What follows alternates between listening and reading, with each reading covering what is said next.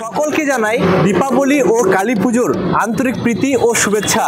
আজকে আমি তোমাদের আসানসোলের মধ্যে এমন তিনটি মা কালীর প্রতিমা দর্শন করাবো যেগুলি 30 ফুটেরও কিন্তু ওপরে হাইট রয়েছে এবং কোন কোন জায়গায় মেলা পড়ে সমস্ত কিছু তথ্য থাকবে আজকের এই ভিডিওতে। প্রথমত আমরা যে জায়গায় চলে যাব, বিগেস্ট মা কালীর মূর্তি হয়েছে, সেটা হচ্ছে নুনি মোড়ে।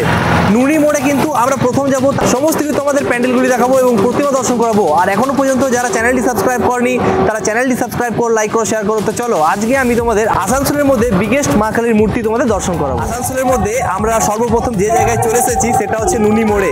নুনি মোড়েও কিন্তু 30 ফুট প্লাস মায়ের মূর্তি হয়। তাছাড়া এই বছর এখানকার থিম রাজস্থানের শীষ মহল। চলো তোমাদের আমি প্রথমত নুনি মোড়ের প্যান্ডেলটি ঘুরে দেখাবো এবং মায়ের মূর্তিটা, তারপর আরো দুটি প্যান্ডেল রয়েছে সেই সব প্যান্ডেলগুলি তোমাদের আমি ঘুরে দেখাবো। চলো, প্যান্ডেলটি এখানে খুবই সুন্দর বানানো হয়েছে, রাজস্থানের থিম রয়েছে, দেখে না খুব সুন্দর কাজ করা হয়েছে, কিন্তু দারুণ লাগছে।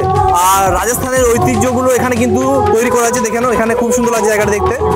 প্রথমত আমরা প্যান্ডেলের ভিতরে যাব এবং মায়ের মূর্তি দেখবো। এখানে কিন্তু 30 ফুট প্লাস মায়ের মূর্তি রয়েছে। চলো গেটে আমরা এন্ট্রি করব। আর এখানে কাজগুলো কিন্তু অসাধারণ করা আছে, দেখে নাও দারুণ লাগছে। আর এখানে রাজস্থানের যে ঐতিহ্য থাকে সেটা কিন্তু তুলে ধরা হয়েছে, দেখে নাও উড রয়েছে, সমস্ত কিছু রয়েছে, যেসব নৃত্য হয়ে থাকে সমস্ত কিছু এখানে কিন্তু তুলে ধরা হয়েছে, দারুণ লাগছে দেখতে কিন্তু। আর এবার আমরা মণ্ডপে প্রবেশ করব। এখানে আমরা মায়ের মূর্তিটা দেখব।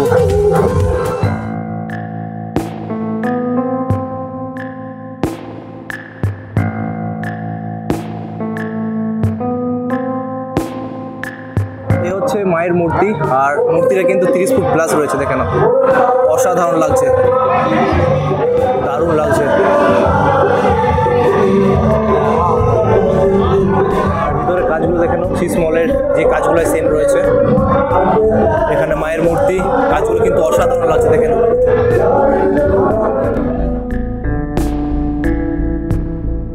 নুনির আমি তোমাদের কালী পুজোর প্যান্ডেলটি ঘুরে দেখালাম, কেমন লাগলো কমেন্ট করে অতি অবশ্যই জানিও।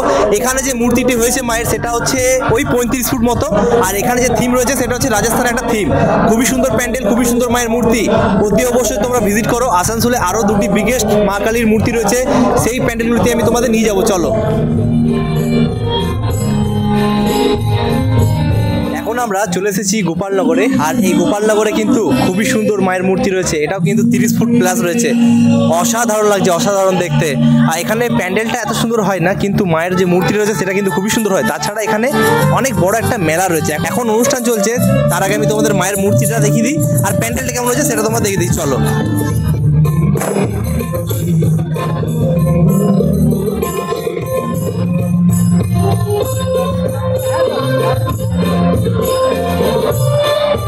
গোপালনগরের মায়ের মূর্তিটা দেখে নাও, প্রায় 40 ফুট,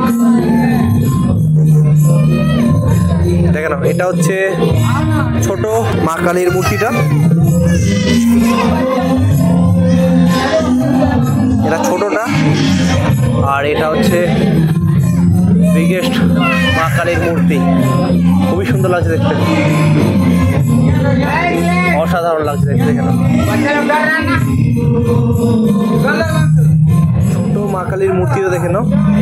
আর এখান থেকে শিবের যে মূর্তিটা রয়েছে দেখে নাও, আর পাগুলো দেখে নাও, মায়ের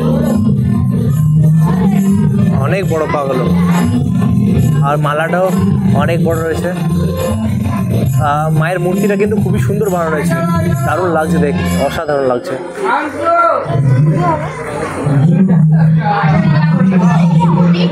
আর এখানে মেলাটা দেখে নাও, মেলাটা কিন্তু অনেক বড় রয়েছে।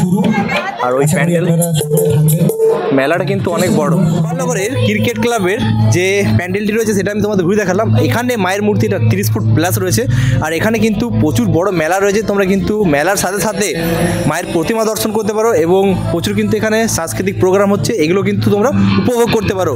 30 ফুট প্লাস আরও একটা মূর্তি রয়েছে আসানসোলের মধ্যে, সেই প্যান্ডেলে আমরা যাবো। চলো,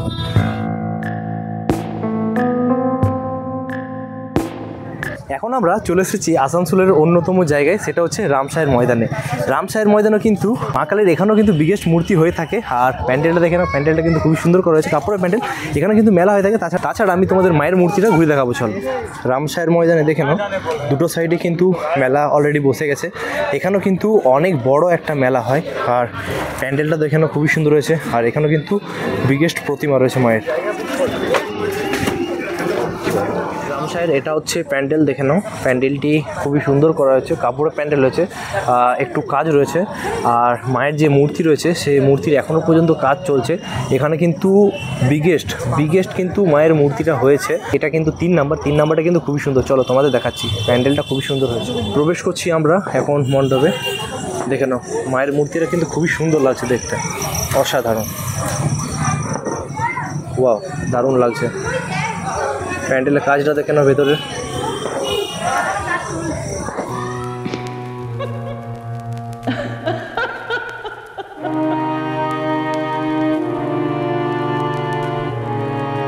রামসাহেরে এখনো পর্যন্ত মূর্তির কাজ চলছে, দেখে নাও। 30 ফুট প্লাস রয়েছে মায়ের এই মূর্তি। এখনো পর্যন্ত রঙের কাজ চলছে এখানে বাবা শিবের।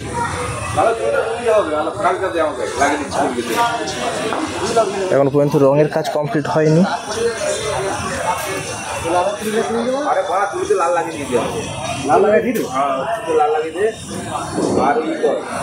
খুবই সুন্দর লাগছে কিন্তু দেখতে, দেখে নাও।